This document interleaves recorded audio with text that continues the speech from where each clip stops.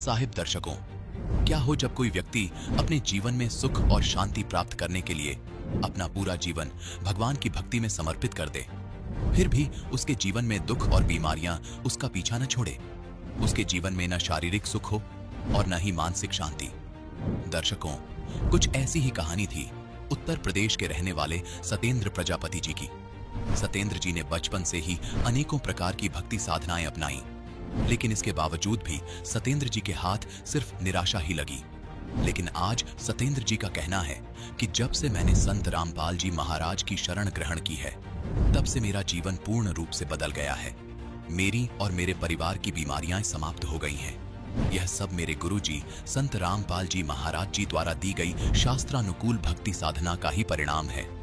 दर्शकों, आखिर सत्येंद्र प्रजापति जी ऐसा क्यों कह रहे हैं? इसके पीछे की सच्चाई क्या है? आइए सुनते हैं सत्येंद्र जी की कहानी उन्हीं की जुबानी। सर नमस्कार। जी नमस्कार। सर क्या नाम है आपका? जी मेरा नाम सत्येंद्र प्रजापति है। सत्येंद्र जी कहाँ से आए आप? जी मेरा गांव दफ्तरा, तहसील गुन्नौर, डिस्ट्रिक्ट संभल, उत्तर प्रदेश से हूँ जी। सर संत रामपाल जी महाराज से नाम दीक्षा लेने से पहले आप क्या भक्ति साधना करते थे? सर संत रामपाल जी महाराज जी से नाम दीक्षा लेने से पहले जो समाज में जो पारंपरिक साधनाएं होती हैं उसी को किए जा रहे थे।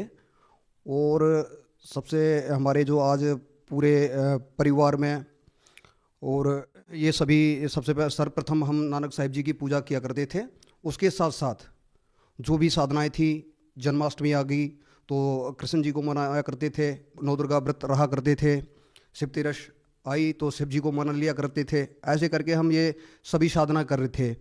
सर जैसा कि आपने बताया कि आप हिंदू धर्म में प्रचलित सभी प्रकार की पूजा करते थे, तो सर जब आप पारंपरिक पूजाएं सभी प्रकार की कर ही रहे थे तो फिर आपने संत रामपाल जी महाराज जी की शरण क्यों ली?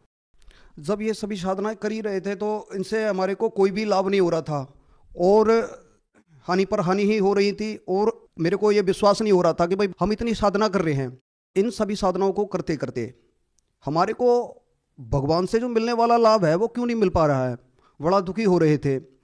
और इन सभी देवी देवताओं को, नानक साहिब जी को बड़े हृदय से पुकारा करते थे कि भगवान अगर वास्तविक आप भगवान हो तो हमारे को सुख दो, हमारे शरीर में सुख दो, हमारे को मतलब हर एक प्रकार से सुख दो। मगर ऐसा कुछ हो नहीं रहा था। इन सभी साधनाओं को करके हमारे को ऐसा कुछ लाभ मिल नहीं रहा था। सर जैसा कि आपने बताया कि जो पारंपरिक पूजाएं आप कर रहे थे उनसे आपको कोई लाभ नहीं मिला, तो हमारा आपसे ये सवाल है कि जब आपको उन साधनाओं को करने से कोई लाभ नहीं मिला तो फिर आप संत रामपाल जी महाराज जी के शरण में क्यों गए?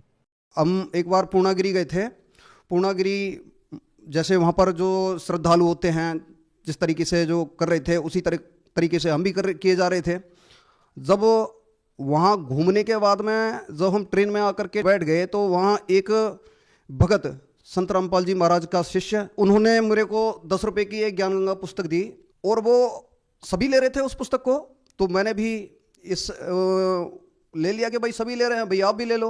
तो मैंने एक पुस्तक को 10 रुपये में ले लिया वहाँ से और ला करके हमने घर पे ला करके वो पुस्तक रख दी। और दास एक इलेक्ट्रीशियन मिस्त्री है, तो वहाँ दुकान पे काम करते करते अगर मेरे से कोई गलती हो जाती थी तो मेरे जो बड़े भाई हैं वो मेरे को पीट दिया करते थे। तो मैं घर पे आकर के और नाराज़ होकर के घर पे पहुँच जाया करता था।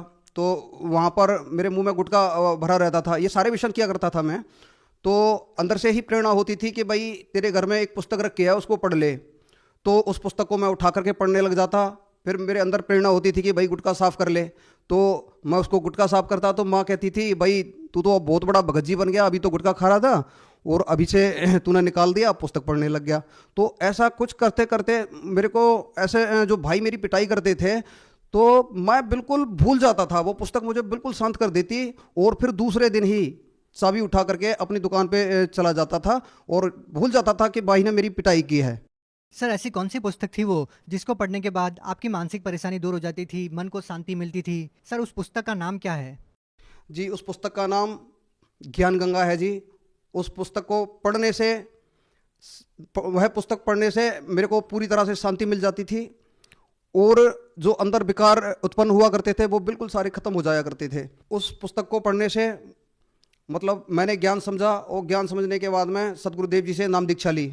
सर, संत रामपाल जी महाराज से नाम दीक्षा लेने के बाद क्या आपको कोई लाभ मिला? क्योंकि हम जिस भी संत रामपाल जी महाराज जी के अनुयायी से मिलते हैं, वो बताते हैं कि उनको नाम दीक्षा लेने के बाद अनेकों लाभ मिले। क्या आपको भी कोई लाभ मिला? मेरे को ये सबसे बड़ा लाभ ये मिला, मेरी शादी को 5 साल हो गए थे और पुत्र की प्राप्ति नहीं हो रही थी।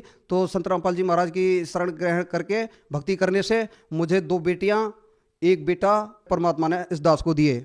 एक छोटी बेटी जो है, दूसरे नंबर की जो बेटी है, वो खेलते खेलते घर में खेल रही थी, तो अंदर प्रवेश करते ही घर में वहाँ हमने एक प्रेस या हीटर लगाने के लिए एक बोर्ड लगा रखा है। तो वहाँ पर उस गुड़िया ने दोनों उंगली अपनी उस प्लग के अंदर डाल दी और वह बेटी तड़प तड़प के वह घर में ही मर गई। तो मेरी पत्नी बाहर काम कर रही थी, तो वो किसी काम के लिए अंदर गई घर में, तो उसने देखा कि भाई बेटी खत्म हो गई है और उसने संत रामपाल जी महाराज को याद किया और उसने कहा, संत रामपाल जी महाराज, परमात्मा, अगर आज ये बेटी मर गई तो आपसे मेरे पति का विश्वास उठ जाएगा और जो गांव के अंदर जो भगत है वह भी आपसे विमुख हो जाएंगे। इसलिए परमात्मा, और जो मेरा बड़ा भाई है जेठ, वो भी हमारे को जीने नहीं देगा कि तुम्हारे गुरुजी भगवान थे तो आपके गुरुजी ने जिंदा क्यों ना करी। तो इतना कहते हुए उसने अपनी उस गुड़िया को उठा करके, जहाँ पर सदगुरुदेव जी का प्रणाम स्थल बना रखा है, वहाँ पर ले जा करके उसने उसको चरणामृत दिया। तो कुछ क्षण बाद वह बेटी उठ के खड़ी हो गई और गुरुजी की जहाँ पर तस्वीर लगी हुई थी वहाँ पर इशारा करके कहने लगी कि बाबा ने मुझे बचा लिया। बाबा बाबा गुरुजी की तस्वीर के सामने हाथ उठा करके कह रही थी, बाबा ने मुझे बचा लिया। और जी दास के साथ बहुत बार एक्सीडेंट भी हुआ है। परमात्मा ने उस एक्सीडेंट को भी बहुत हल्के में ही टाल दिया है। एक बार हम अपनी बाइक से आ रहे थे तो सामने बिल्कुल रास्ता खाली था, एक चौराहा था, नरेनी चौराहा। तो वहाँ पर हम बिल्कुल रास्ता साफ नज़र आ रहा था, तो हमने सोचा कि शायद निकल जाएंगे। फिर एक तफाक से एक रोडवेज आ गई। रोडवेज निकलते निकलते हमारी 90 की स्पीड पे बाइक थी, तो रोडवेज के पिछले हिस्से में जा करके लग गई। बहुत बड़ी टक्कर लगने के बावजूद भी संत रामपाल जी महाराज ने की दया से इस दास को वहाँ भी जीवन दान मिला। मोटरसाइकिल की सारी जो आगे का पहिया जो होता है वो सारा कुछ खत्म हो गया था, वहाँ पे हमारी मौत हो जानी थी। वहाँ पर भी संत रामपाल जी महाराज ने बड़ी दया करी और इस दास को जीवन दान दिया। संत रामपाल जी महाराज जी से नाम दीक्षा लेने से पहले मैं सभी विकार किया करता था। बीड़ी, सिगरेट, भांग, शराब, तम्बाकू, ये सारे व्यसन किया करता था। संत रामपाल जी महाराज से नाम उपदेश लेने के बाद में ये सारी बिल्कुल छूमंतर हो गई। फिर उस दिन से आज तक मैंने कोई नशा नहीं किया है जी। सर, एक व्यक्ति के जीवन में इतना बड़ा परिवर्तन कैसे आता है कि उनका सालों का नशा संत रामपाल जी महाराज जी से नाम दीक्षा लेते ही छूट जाता है? सर, क्या कारण है? संत रामपाल जी महाराज जो मंत्र देते हैं इन सभी भगवानों के, उन मंत्रों में इतनी पावर है कि उन मंत्रों के जाप से ये अपने आप ये सारे विकार दूर हो जाते हैं। फिर चाह कर के भी कोई व्यक्ति इन व्यसनों को दोबारा नहीं कर पाता। सर, अगर कोई व्यक्ति आपकी तरह अभी भी इतना नशा करता है और वो अपना नशा चाहकर भी नहीं छोड़ पा रहा है, तो क्या वो भी आपकी तरह संत रामपाल जी महाराज जी से नाम दीक्षा लेगा तो क्या उनका भी नशा छूट जाएगा? हाँ जी, 101%। कोई भी व्यक्ति कितना भी बड़ा नशेड़ी क्यों ना हो, नशे की तो बात छोड़ो, नाम दीक्षा लेने के बाद में कोई भी व्यक्ति चाहे कितना भी कर्जे में डूब गया हो, चाहे कितना भी बड़ा नशेड़ी हो, या किसी को कोई भी कितनी भी बड़ी बीमारी क्यों ना हो, संत रामपाल जी महाराज से नाम उपदेश लेकर भक्ति करने से सारे दुख दूर हो जाते हैं और परमात्मा मोक्ष भी प्रदान करते हैं। सर, भगत समाज को क्या संदेश देना चाहते हैं आप? मैं भक्त समाज को यही संदेश देना चाहता हूं कि आज समाज में जो तरह तरह की जो साधनाएं कर रहे हैं उनसे कोई भी लाभ होने वाला नहीं है। एक बार संत रामपाल जी महाराज के ज्ञान को समझें, उनसे नाम उपदेश लें और अपना कल्याण करवाएं। जी, बहुत बहुत धन्यवाद। नमस्कार।